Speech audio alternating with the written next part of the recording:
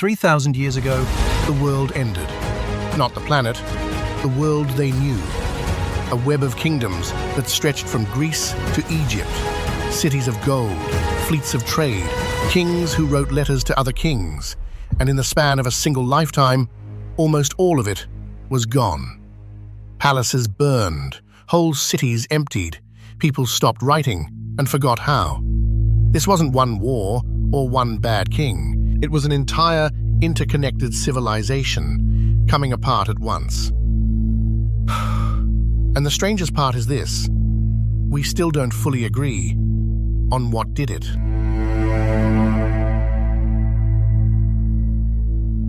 Picture the Eastern Mediterranean around 1250 BC. It is, by the standards of its time, a small, globalized world. Not isolated kingdoms, a network. Mycenaean Greece, with its stone fortresses and warrior princes. The Hittite Empire, ruling the high plateau of Anatolia. New Kingdom Egypt at the height of its wealth. Assyria and Babylon in the east. The island of Cyprus, sitting on a fortune in copper. And on the Syrian coast, the merchant city of Ugarit, where ships from every one of these powers tied up at the same docks. They were tied together by metal.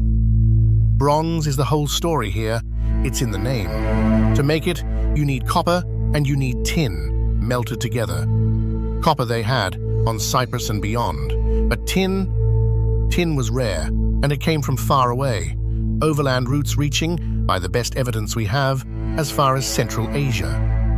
No single kingdom controlled the whole supply, so if you wanted weapons, tools, armor, the hard edge of your entire economy, you had to trade for it. And trade they did. We're not guessing at this. We have the letters, hundreds of them, baked into clay between the great kings of the age, and they read less like history and more like the group chat of a few very powerful men. They call each other brother. They argue about gold shipments. They send each other doctors and marriage proposals and complaints about late deliveries.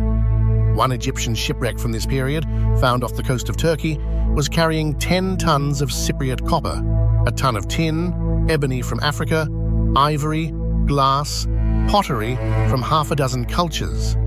One boat holding pieces of an entire continent. This was a world that worked, specialized, literate, connected.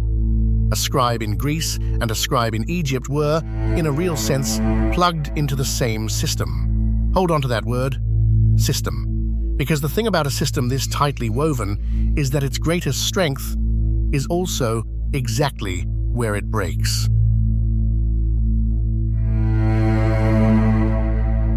Within about 50 years, a generation, give or take, that world came down. Not everywhere on the same morning, but fast, by the measure of history. City after city, the lights go out. Start in Greece, the Mycenaean palaces, Pylos, Mycenae, Tyrians, Thebes, burn around 1200 BC and the years just after. Pylos is the clearest case.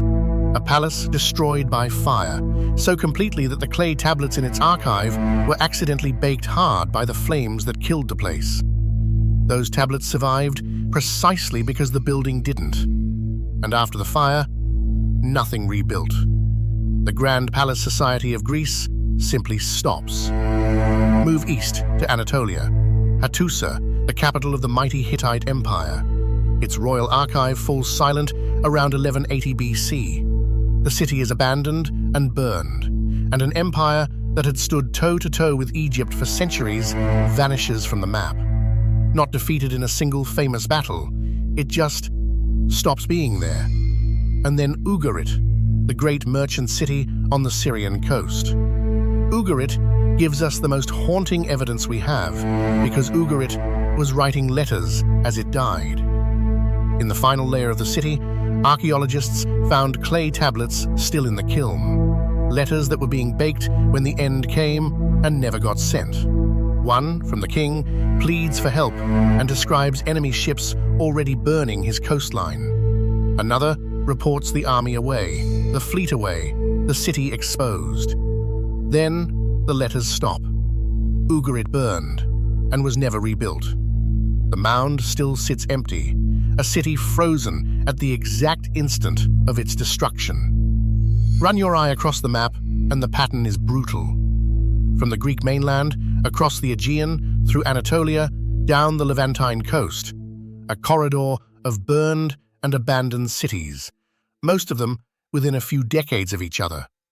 Egypt alone takes the blow and stays standing. But even Egypt comes out smaller, poorer, turned inward. The empire survives.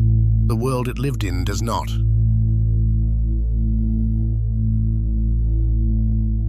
So what kills a world?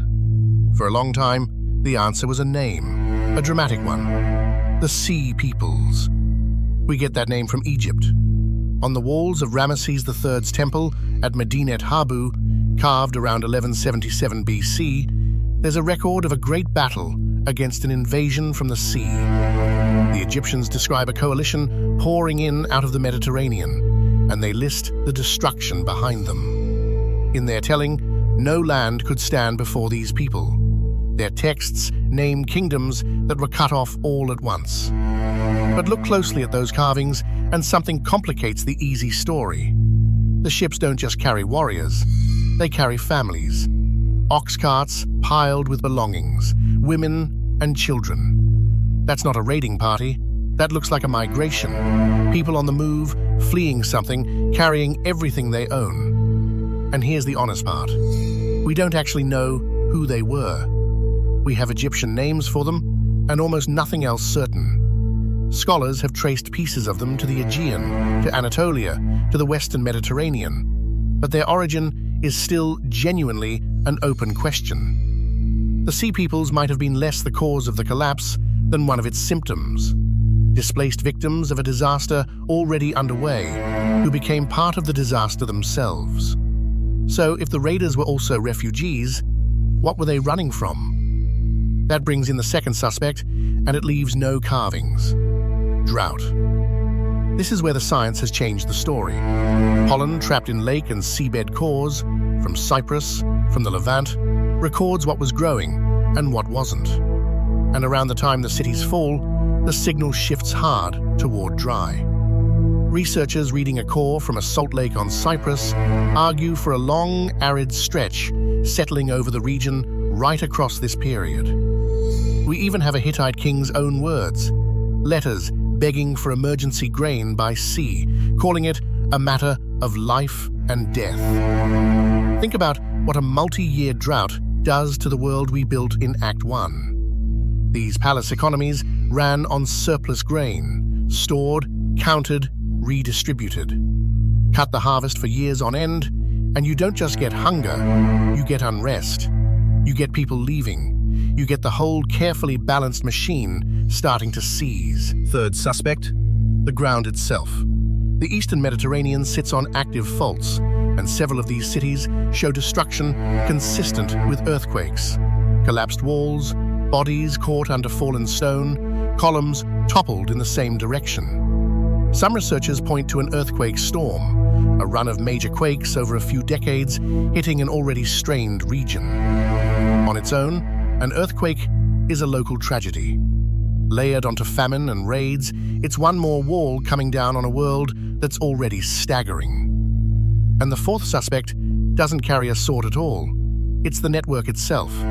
Remember the tin? The way no kingdom made bronze alone? That interdependence was an engine in good times. In bad times, it's a fuse. If trade routes get cut, you can't make bronze. If you can't make bronze, you can't arm soldiers or equip farmers. A failure in one place doesn't stay in one place. It travels the same roads the copper used to. Specialized, connected systems are efficient and fragile in the same breath. Push hard enough on one part, and the whole thing can cascade. 4 suspects: sea peoples, drought, earthquakes, the fragility of connection itself. Now, which one did it?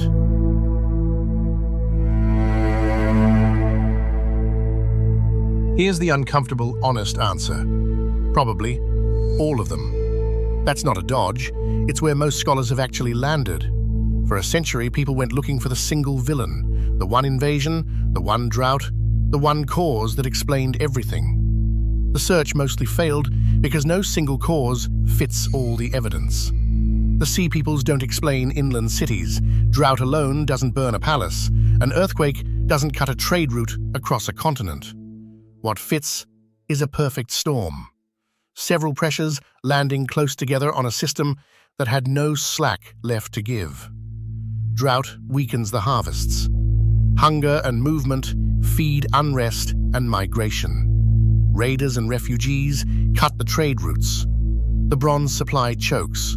Earthquakes knock down what's left. And every one of those shocks makes the others worse, because everything is connected to everything else. A stronger, looser world might have absorbed any one of these. This world, brilliant, specialized, wired tight, caught several at once and came apart. And the aftermath tells you how deep it went. In Greece, the writing system simply disappears. The script the palace scribes used, what we call Linear B, was a tool for running palaces, and when the palaces died, the writing died with them. Greece goes dark, and that's not a figure of speech.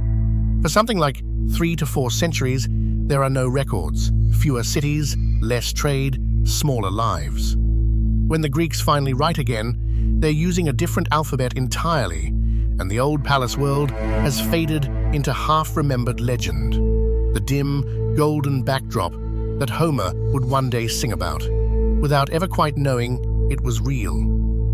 A whole society didn't just lose its kings.